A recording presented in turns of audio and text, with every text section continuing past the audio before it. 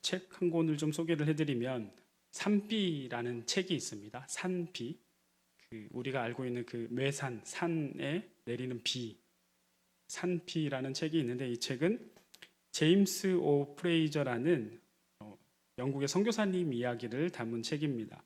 중국의 리수족이라고 하는 그 족속에게 가서 선교한 내용을 담고 있는 책인데, 이 제임스 선교사님은 런던 임페리얼 대학에서 기계공학을 공부하고 피아노, 음악에도 아주 탁월한 재능이 있는 사람이었습니다. 그가 중국 운남 리수족에게 이분이 사역했던 때가 1900년도, 1910년, 20년 그때입니다. 지금부터 한 거의 100년 전에 그 정도의 사역을 했던 분인데, 그때만 해도 중국이라는 지역은 상당히 열강의 세계 열방 많은 강대국들이 침탈하는 그런 곳이어서 위험하기도 했고, 또 아주 시골이었기 때문에 알 수 없는 이렇게 인재가 그곳으로 선교를 간다고 했을 때 주변 사람들은 다들 반대했겠죠. 아니, 이 사람이 정말 어떤 공학적으로 아주 재능이 있고 똑똑한 사람이고 음악적으로도 아주 탁월한 재능이 있는 사람인데 그렇게 하나님께 그 사명 소명을 받았다고 일꾼으로 복음을 전하기 위해서 아주 어디 알 수 없는 시골 골짜기 어떤 민족에게 복음을 전한다고 간다고 하니 사람들이 다 반대했단 말이에요. 그런데 놀랍게도 그가 헌신한 결과 이 리수족의 복음화율이 70%입니다. 한 사람이 헌신된 결과가 이렇게 되는 거죠. 이 제임스 선교사님이 20대, 20살 청년 시기에 이런 재능을 보고 대부분의 사람들은 아까 반대했다고 했잖아요. 오늘날 살고 있는 우리들의 시각으로 볼 때도 만약에 우리 주변의 청년들 가운데 어떤 특별한 재능이, 어떤 분야의 재능이 있다고 한다면 우리는 대부분 누구나 그렇게 얘기할 겁니다. 그 재능을 잘 개발하고 잘 발전시켜서 그쪽으로 나아가라고 조언을 대부분 할 거예요.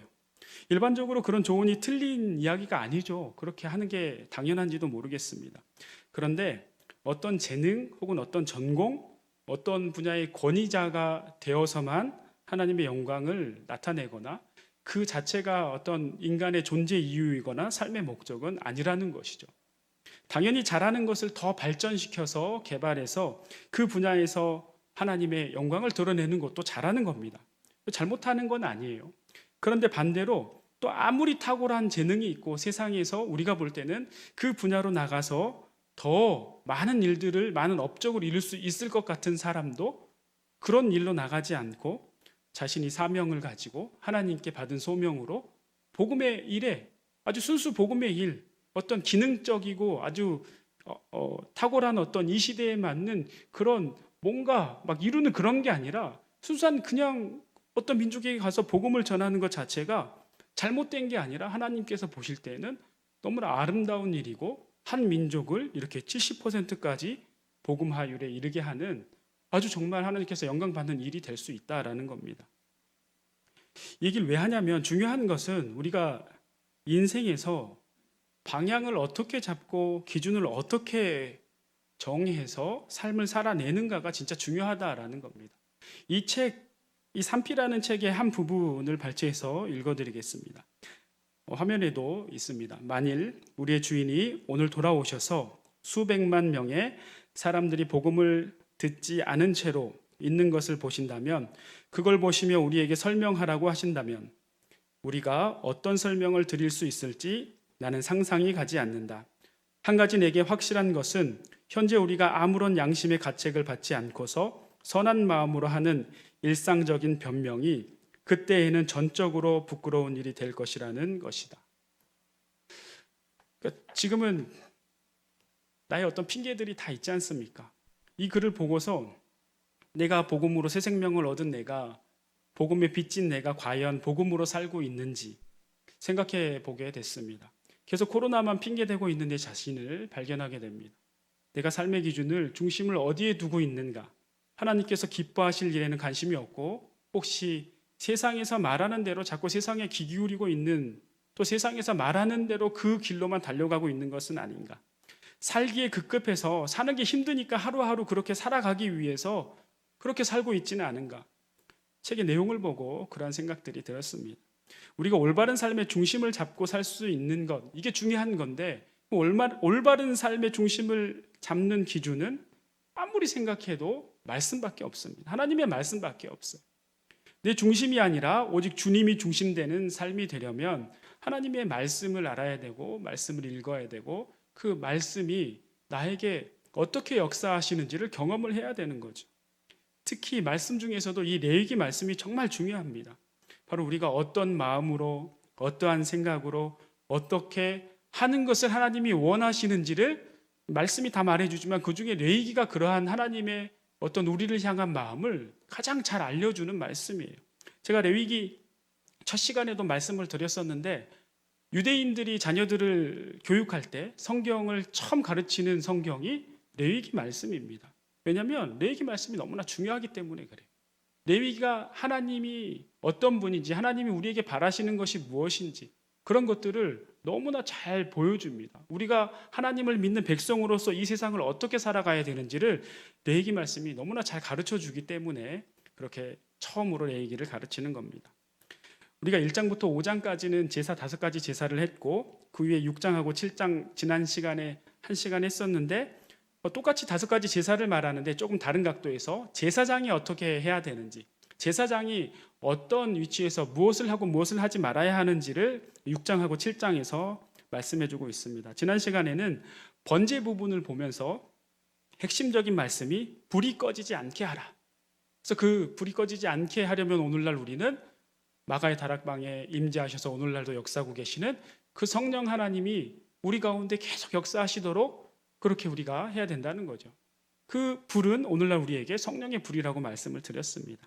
오늘 읽은 본문은 소재에 관한 규례인데 소재뿐 아니라 7장까지 6장 7장을 좀 전반적으로 보면서 핵심적인 부분의 말씀을 나누려고 합니다. 소재, 속죄제, 속건제 제물은 제사장만 먹을 수 있습니다. 번제는 그 번제 자체가 먹을 수 없고 소제, 속죄제, 속건제 제물은 제사장만 먹을 수 있습니다. 화목제는 제사장뿐 아니라 다 같이 나눠 먹을 수 있습니다. 그런데 소제에서도 보면 23절 말씀을 다시 한번 보겠습니다. 제사장의 모든 소제물은 온전히 불사르고 먹지 말지니라. 그러니까 제사장 본인이 드린 소제는 다 먹을 수 없고 가져갈 수 없고 다 불살라야 됩니다. 제사장이 드린 것 외에 다른 사람들이 드린 소제, 소제뿐 아니라 다른 제사도 마찬가지입니다. 번제를 제외한 다른 제사들은 다 제사장이 이렇게 취할 수가 있었어요. 제사장의 소득이죠. 그러니까 이 규례를 주신 것은 하나님께서 이 제사장들에게 세상 일 하지 않고 다른 일 하지 말고 이런 굶는 것 때문에 사는 것 때문에 걱정하지 말고 먹는 것 해결해 주시는 측면이 있지만 사실 이게 중요한 이유가 아니고 정말 중요한 것은 이런 규정이 제사장의 어떤 소득을 규정해주고 보장해준다 이런 것보다 오직 제사장은 하나님을 위한 삶을 살아야 되는 사람들이다 라는 것을 보여주는 겁니다. 오늘 말씀을 통해 보면 제사장들은 기름 부음 받은 날부터 그 날부터 바로 아침과 저녁 소제를 바쳐야 합니다. 번제도 바쳐야 되고요. 상번제라고 해서 지난 시간에 말씀드린 대로 번제 아침 저녁 바치듯이 번제 이후에 소제를 바칩니다. 소제는 에바 10분의 1 에바 10분의 1이라는 단위가 생소하시죠? 우리나라 물 생수 2리터짜리 있죠? 2리터보다 조금 많습니다. 2.2리터가 에바 10분의 1입니다.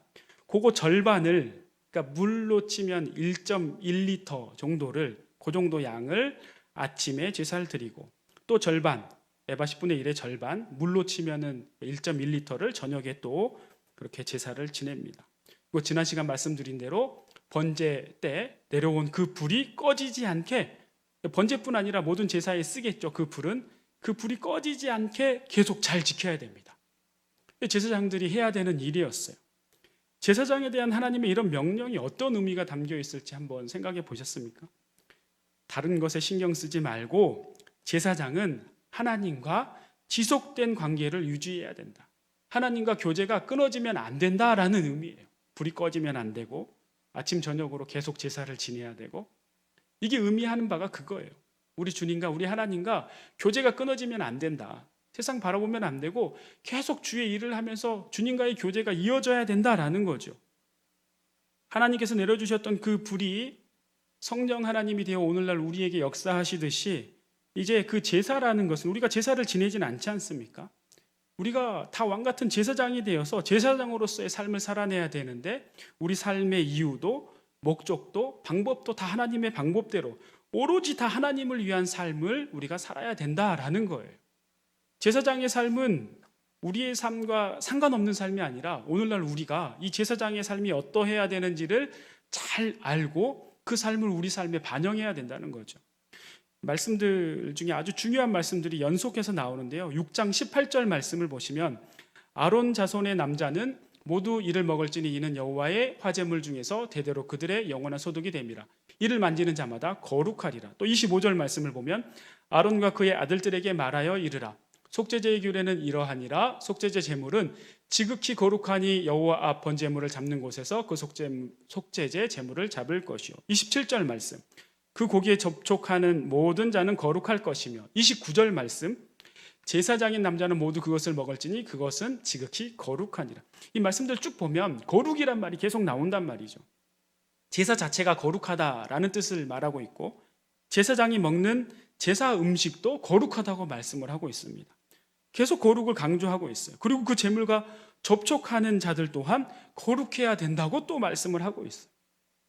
잘 생각해 보십시오. 당시 제사장들이 실생활에서 아까 말씀드린 대로 굶어 죽으면 안 되니까 그 가족들도 있지 않습니까? 가족들도 다 먹어야 되니까 소득으로서 먹을 걸 식량을 주기 위해서 이러한 제사 후에 남은 그 제물을 먹게 해주신 면도 있지만 그거는 실생활 측면에서 하나님이 주신 이제 은혜이고 더 중요한 의미는 영적으로 봤을 때 더 중요한 의미는 뭐냐면 희생제물이 되셔서 우리 가운데 죄를 짊어지고 죽으신 그 예수님이 바로 우리가 먹어야 될 양식이라는 걸 보여주는 거예요.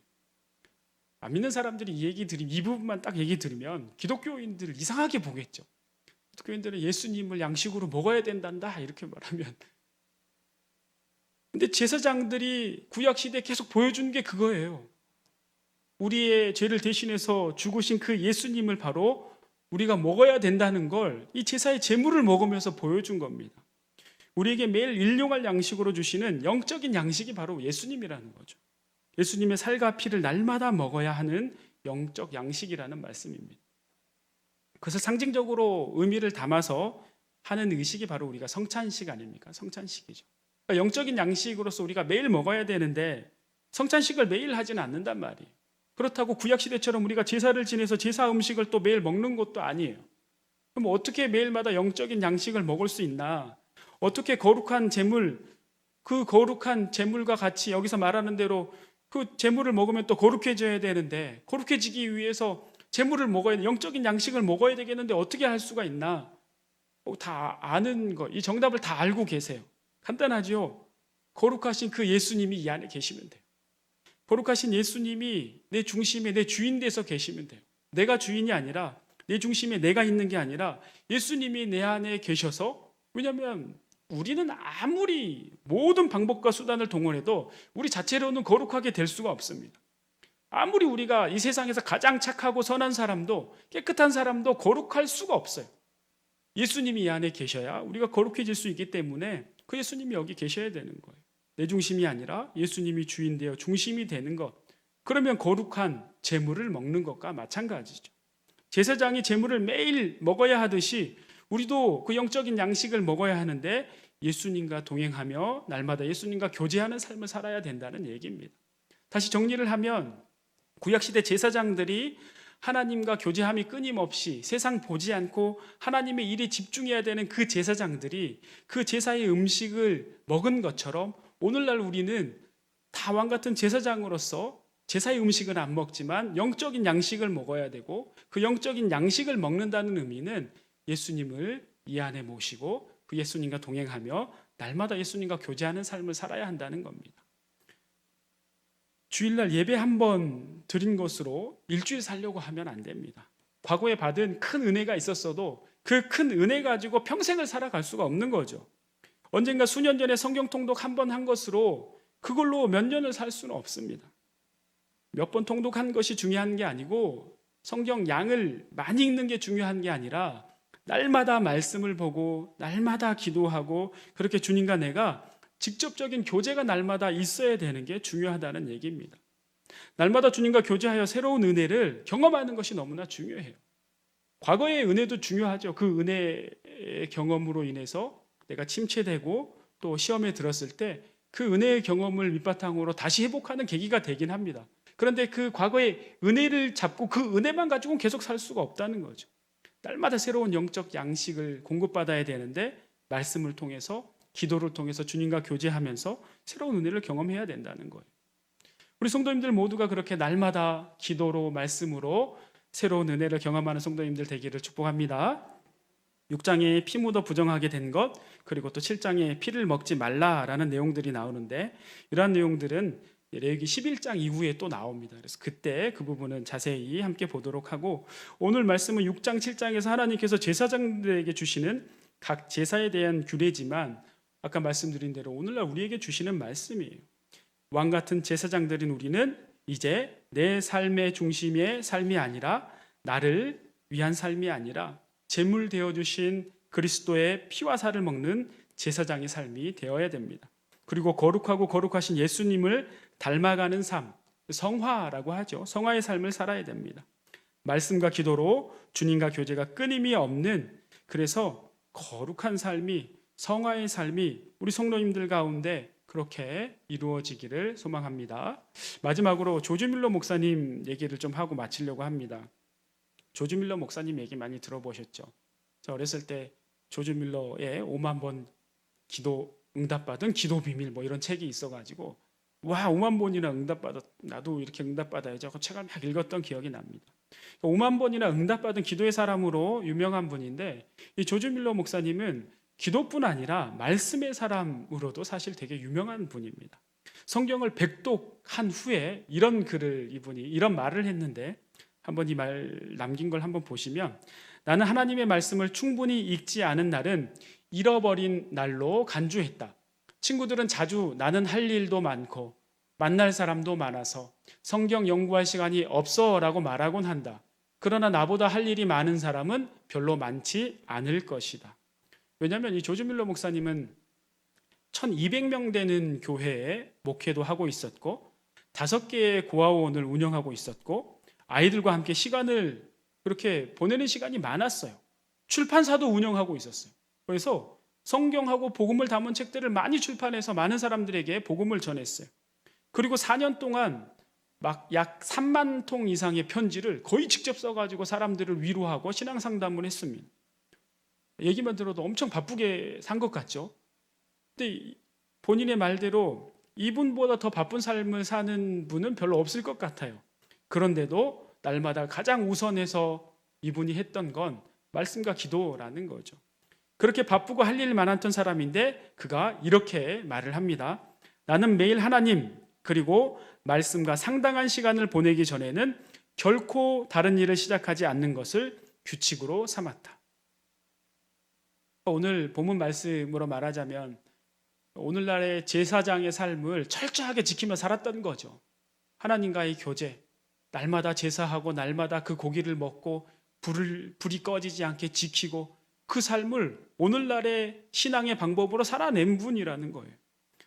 이런 조지 밀러 목사님 같은 분의 이런 모습, 이런 이야기를 들으면 저도 너무나 부끄럽고 부끄럽습니다.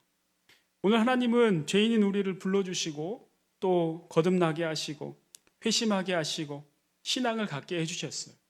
그뿐 아니라 하나님의 자녀 되게 하시고 내 공로가 아니라 예수 그리스도의 공로로 의롭다라고 말씀을 해주십니다. 그래서 우리는 이제 다 왕같은 제사장이 되었고 내가 의로워서가 아니라 예수님의 십자가의 공로로 의롭게 여겨주셨기 때문에 이제는 의로운 자로서 살아가야 되는데, 제사장으로서 살아가야 되는데 그 삶은 예수님을 내 주인으로 모시고 예수님을 닮아가는 삶을 사는 겁니다. 우리 성도님들 모두가 기도로 하나님과의 교제의 끈을 놓치지 마시고 매일 하나님께서 주시는 말씀의 영의 양식을 먹으시고 왕같은 제사장으로서의 삶을 살아내셔서 주님의 영광 나타내신 우리 성도님들 되시길 축원하고 축복합니다.